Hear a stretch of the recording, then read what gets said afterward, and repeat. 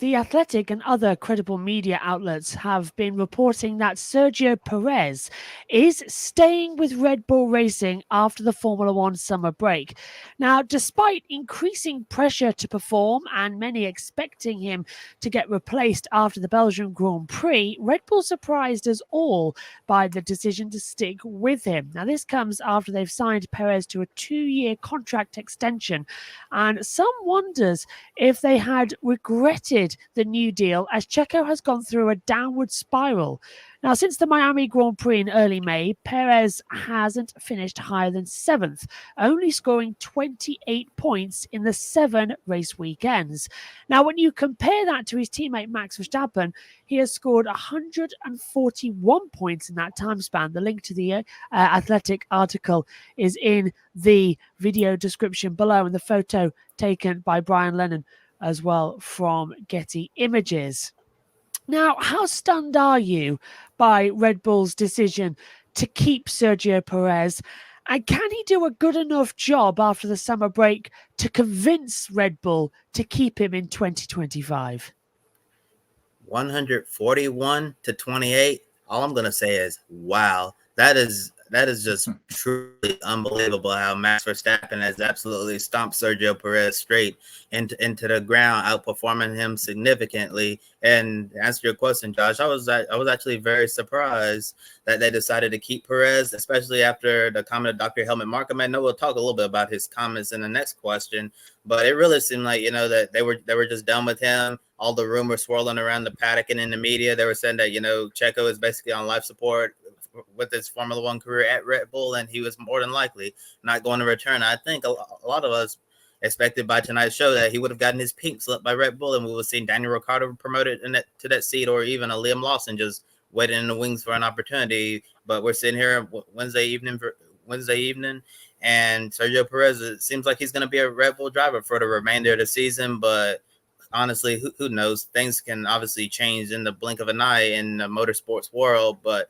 I honestly have no idea why they decided to keep him, but at least Checo can go into the summer break now, feeling at ease, because he'll get an opportunity to reset. And in order to keep his job in 2025, I really believe that he needs to go out there and set the world on fire. He needs to do exactly what Red Bull needs him to do, which is to be extremely consistent, collect those points towards the Constructors Championship.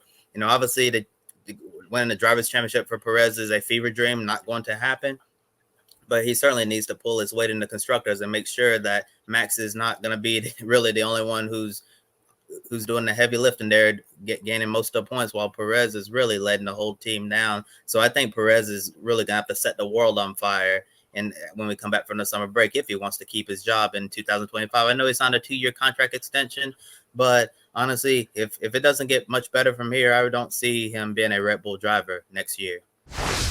Evening, guys. This was a shock to me as well. You just look at the weekend at Spa.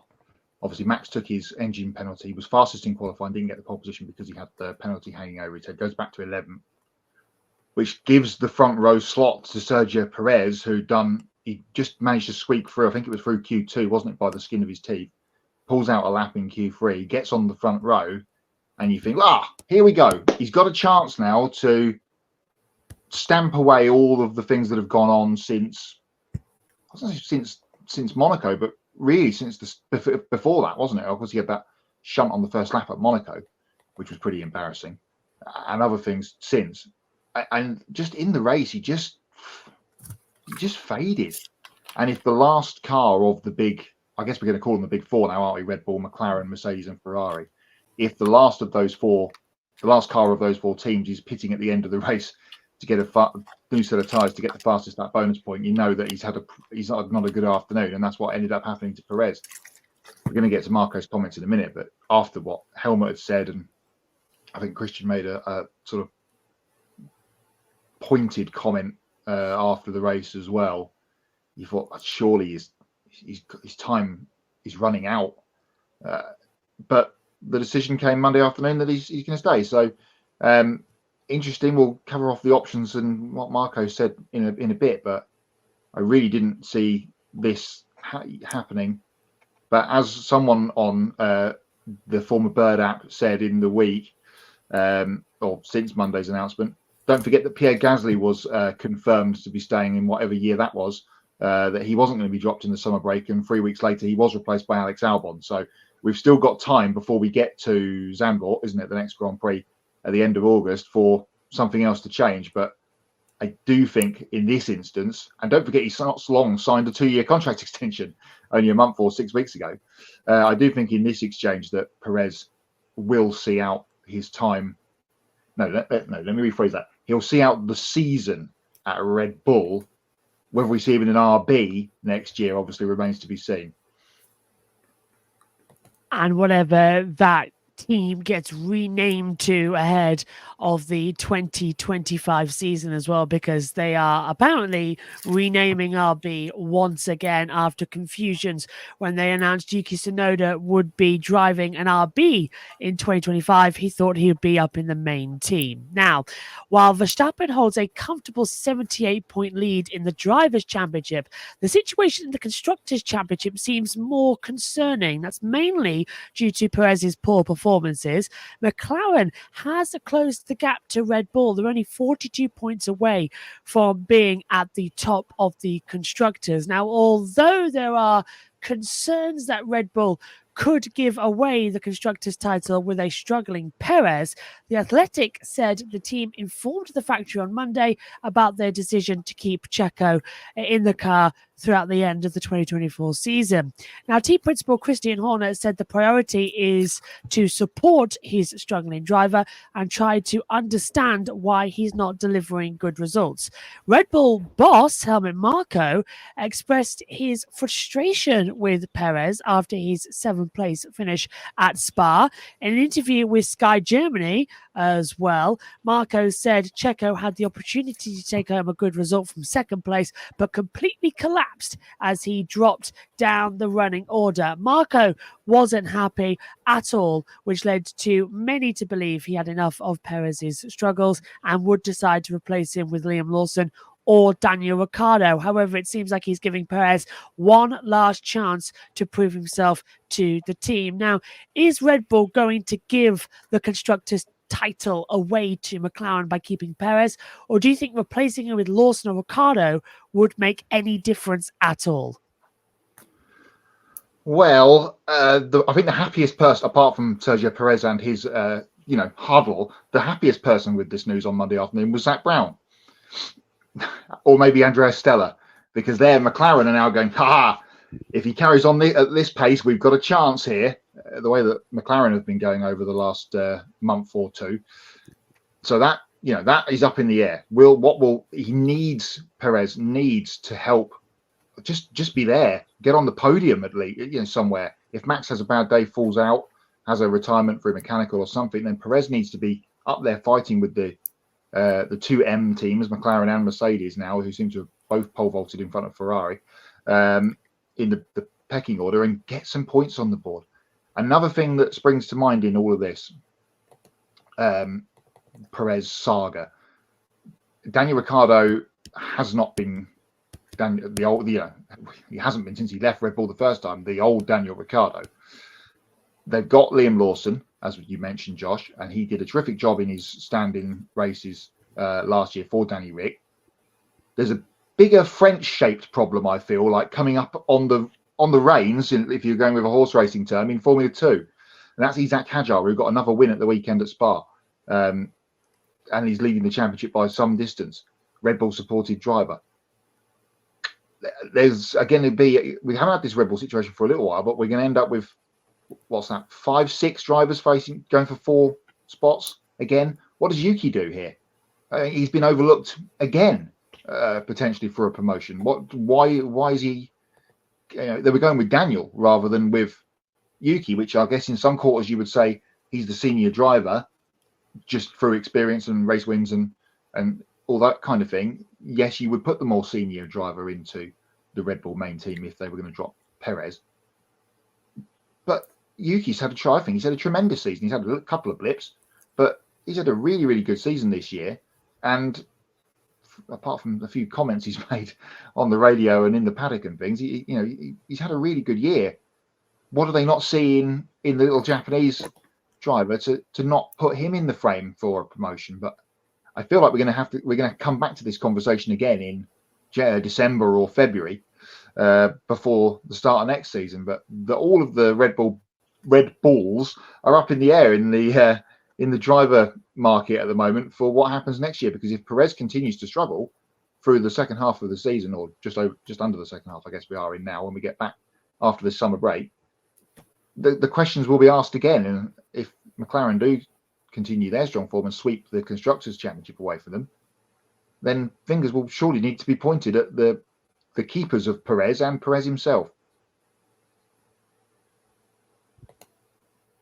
Yeah, for sure. And on the point about Yuki Tsunoda, Matt, honestly, I don't really know what Yuki has to do to prove himself any further to Red Bull. And I'll tell you this in our private grid chat, that every time I read something about Yuki Tsunoda from the media on why he's not getting this opportunity to get a promotion to the Red Bull senior team, I always see two words: bad attitude. Yeah, we know we all know Yuki is a very emotional, passionate driver on the radio. He says some things that he probably should not say in that instance, but like you said, he's having a really great season. He's definitely grown from the time he started in Formula One to now. I think Yuki definitely deserves to be on this Formula One grid. I think Red Bull is making a mistake by not giving him an honest look to see if they can promote him to be Max Verstappen's teammate. If I'm Yuki and if I'm seeing all the conversations about who would go before me, it would be a Liam Lawson or a Daniel Ricciardo. I'm wondering, like, why am I continuing to be a part of this Red Bull program?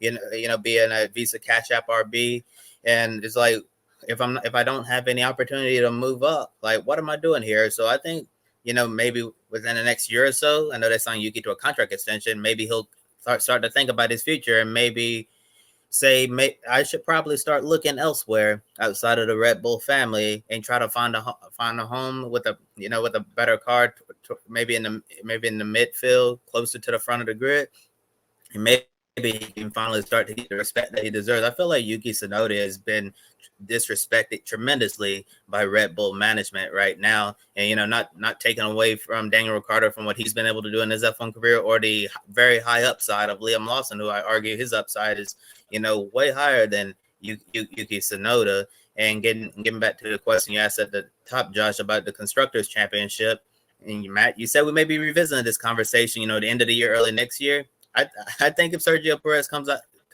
the summer break and performs very poorly, not like nothing's changed, we may be having this conversation again, in just a month or two from now. It'll be even sooner, especially if the Constructors Championship starts to go the way of McLaren. I know they're planning to keep him through the end of the 2024 season right now, but if these struggles continue and it looks like McLaren's going to overtake them, Red Bull may decide to make a decision again and decide to replace Perez to try to do whatever they can to salvage the Constructors Championship. But like I said, Perez needs to light the world on fire. He needs to come back a completely, relaxed and different driver if he wants to keep this seat, because there's a few drivers who are going to be breathing down his neck if he doesn't perform.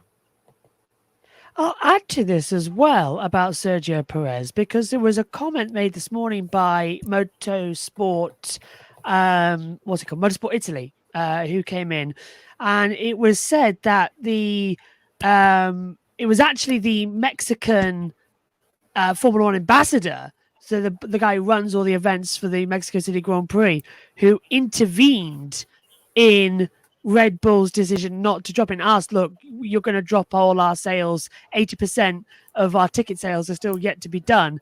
Don't drop him. Otherwise, our ticket sales for Mexico City Grand Prix is going to be none. So you've got that coming in from Motorsport Italy. And then all these rumors now have sort of died away that there's going to be this shootout between Ricciardo and Lawson over the summer break as well. We haven't heard much of that. We know Alpine have done their testing at Spa, which got curtailed by whether to see if Jack Doohan will go in. And we now understand that Jack Doohan's got a shot to go in that car for 2025. But I've just got this overriding arc that Tsunoda should be replacing Perez after the summer break in that main Red Bull team.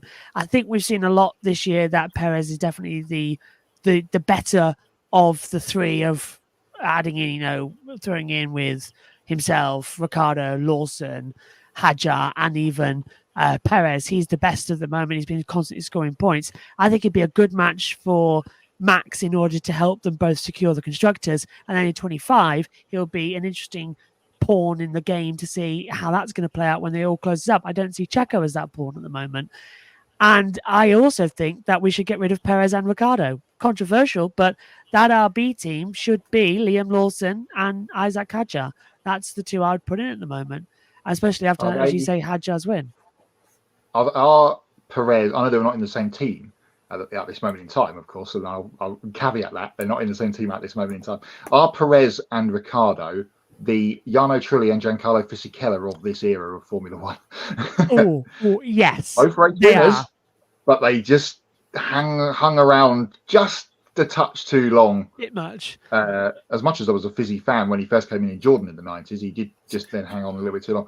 You mentioned the Motorsport Italia thing. I saw that this morning. I've also seen various messages from people that Liberty got involved to keep Perez in the top team because of the Mexican Grand Prix and the South American TV deal. That's been touted. Money, obviously, but Red Bull don't need any money. Unless they're topping up their catering budget. Unless they're topping up their catering budget. Zing. They don't need any money, do they, from Perez or for Perez? So that I don't see holds any water. But I do agree with you, Josh, that it should be Tsunoda up, Perez and Daniel. Sorry, thank you guys. It's been tremendous. Off to the World Endurance Championship or IndyCar you go, and Lawson, and then Hadjar. That would be what if he doesn't get a seat? What's that? 4 F2 champions in a row that don't. And Djokovic doesn't even have one yet. Djokovic or Pocher. Pocher didn't get one, but he didn't win the championship. De Vries gone. Didn't win F2, did he? Obviously gone out of that system. Oh, De Vries did win F2, yeah. De Vries won F2, and then he chose Formula E, yeah. Wise decision. Again, questions have been asked again of Formula 2 recently. I know we're going slightly off topic here.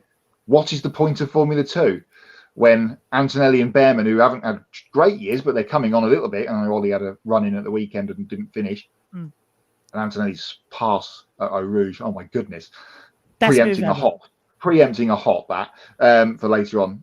But the guys that aren't showing in the championship are getting the seats, and the guys that are showing in the championship and have been winning the championship are then being sat on the fence. Ben says last F2 champion to get an F1 ride immediately was Mick Schumacher in 2020. Thank you, Ben. So it's going to be, if Hadjar doesn't get up, then it's going to be 4 years. And here's another thing as well. When they put Schumacher in that Haas, everybody said, oh, the reason he was so bad is because Haas put him in the last year of a regulation, so he had to get used to a new car, and then another new car. They've done it again. They've put Behrman in for 25 when a whole new regulation is coming in 26. It doesn't seem fair almost as what they're up to. And that's a question of why I think Antonelli's going to struggle just a little bit, because they're going to throw him in a race-winning Mercedes now and then expect him suddenly to get used to that and 2026. It doesn't seem fair.